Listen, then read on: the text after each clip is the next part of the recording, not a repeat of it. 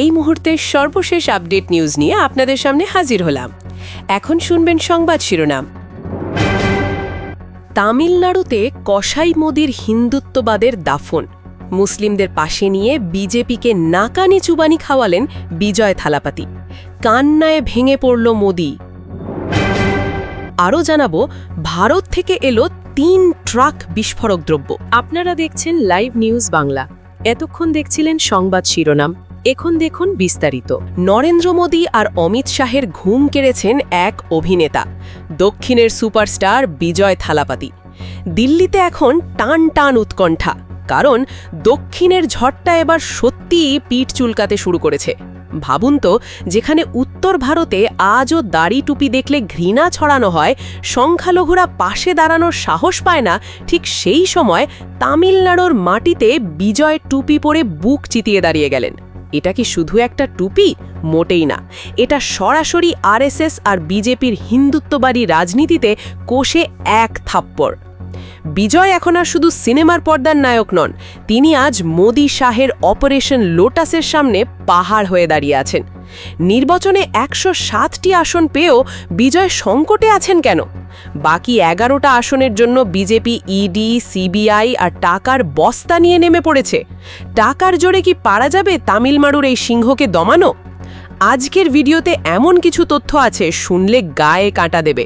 কেন বিজেপি বিজয়কে শেষ করতে চায়, আর কেন এখন মুসলিম সম্প্রদায় হয়ে উঠেছে বিজয়ের সবচেয়ে বড় ঢাল, এসব নিয়েই গল্পটা। প্রথমেই আসি সেই ছবিতে। নির্বাচনের পরে যখন বিজয় টুপি পরে কৃতজ্ঞতা প্রকাশ করলেন, তখন আরএসএসের সদর দপ্তরে যেন শোক বয়ে গেল। গত ১০ বছর ধরে বিজেপি যেই ঘৃণা রাজনীতি চালাচ্ছিল, বিজয় এক ছবিতে তার সব কলকবজা খুলে দিলেন। তামিল মুসলিমরা আজ বিজয়ের ডাকে আজ প্রাণ বাজি রাখেন।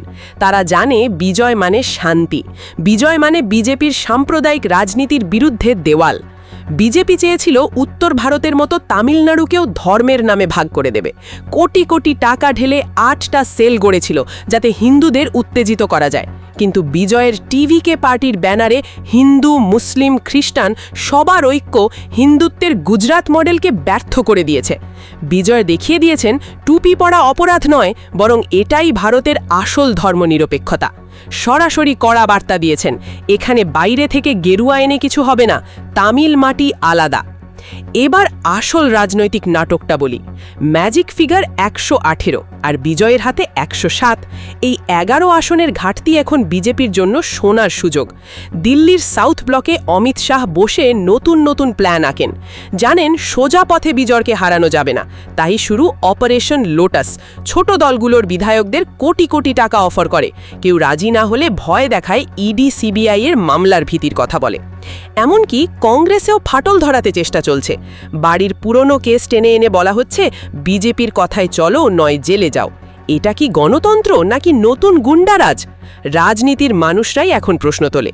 বিজয় জানেন দিল্লির চাপ মেনে কংগ্রেস বা অন্য দলগুলো দলে পড়লে তামিল জনগণ ঠকবে, কিন্তু বিজয় স্পষ্ট বলছেন, ভয় দেখিয়ে জেলে পুরে কখনো মানুষকে বিক্রি করবেন না। এবার আপনার মাথায় প্রশ্ন আসা স্বাভাবিক, বিজয় তো তামিলনাড়ুর নেতা, দিল্লি কেন এত টেনশনে? কারণ সোজা, দক্ষিণ ভারত ভারতের অর্থনৈতিক ইঞ্জিন, আর দক্ষিণে বিজেপি ক্রমাগত বারাং খায়। কেরালা, কর্ণাটক, তেলেঙ্গানা, অন্ধ্রপ্রদেশ, এবার ছিল তামিলনাড়ু।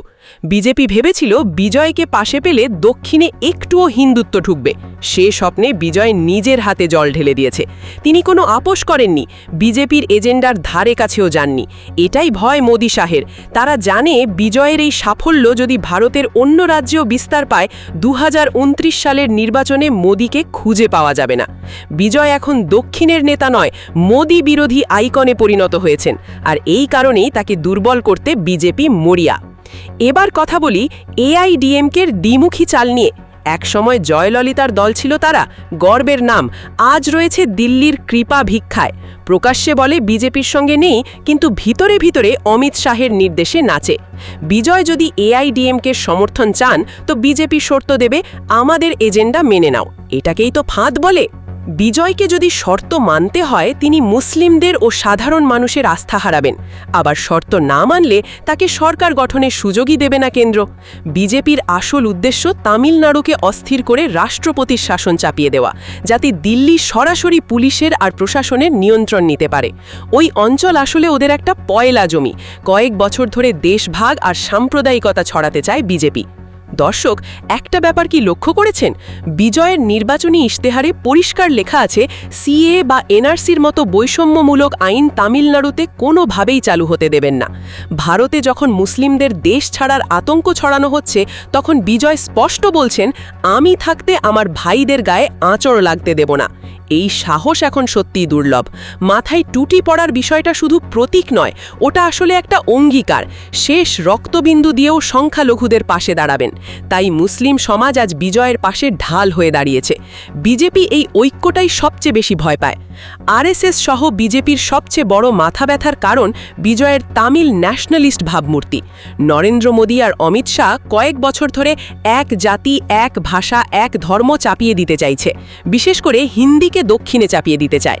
কিন্তু বিজয় মাথায় টুপি পরে মঞ্চে দাঁড়িয়ে শুধু মুসলিমদের সমর্থন দিচ্ছেন না, বরং দিল্লির হিন্দি হিন্দু এজেন্ডার প্রতিও স্পষ্ট চ্যালেঞ্জ ছুড়ে দিচ্ছেন। বিজয়ের অবস্থান পরিষ্কার, তামিলনাড়ু চলবে পেরিয়ারদের আদর্শে, নাগপুর বা দিল্লির ইশারায় নয়। বিজয়কে বিজেপি কেন এতটা ভয় পায়? কারণ তিনি শুধু সিনেমার নায়ক নন, তিনি তামিল সংস্কৃতির প্রতীক। আরএসএস জানে উত্তর ভারতের ধর্মের রাজনীতি দক্ষিণে ততটা চলবে না, অন্তত যতক্ষণ বিজয়ের মতো একজন নেতা দৃঢ়ভাবে দাঁড়িয়ে আছেন। দিল্লির থিঙ্ক ট্যাঙ্কগুলোও চিন্তিত, বিজয়ের এই অসাম্প্রদায়িক তামিল গর্ব যদি কেরালা বা কর্ণাটকে ছড়িয়ে পড়ে, বিজেপির হিন্দুত্বের রথ মাঝপথেই থেমে যাবে। বিজয় থালাপাতি আজ শুধু তামিলনাড়ুর লড়াইয়ে সীমিত নন, আসলে ভারতকে বিভক্ত করার মোদি শাহের রাজনীতির মূলে আঘাত করছেন। এই লড়াইটা ঠিক 11টা আসনের যুদ্ধ না, এটা দিল্লির বিরুদ্ধে দক্ষিণ ভারতের স্বাধীনতা আকাঙ্ক্ষার লড়াই। আর বিজয়ের সবচেয়ে বড় শক্তি সাধারণ মানুষ ও মুসলিম সমাজ, যারা বিভাজনের রাজনীতিকে ঘৃণা করে। আজ তামিলনাড়ুর লড়াই গোটা ভারতের আইডেন্টিটির সংকটে দাঁড়িয়ে গেছে। একদিকে বিজেপির এক জাতি, এক ধর্ম, এক ভাষা, আর অন্যদিকে বিজয়ের বৈচিত্র্যপূর্ণ ভারতের স্বপ্ন। প্রশ্ন উঠছে, বিজয় কি পারবেন 11টা আসনের এই কঠিন ফাঁদ থেকে বেরোতে?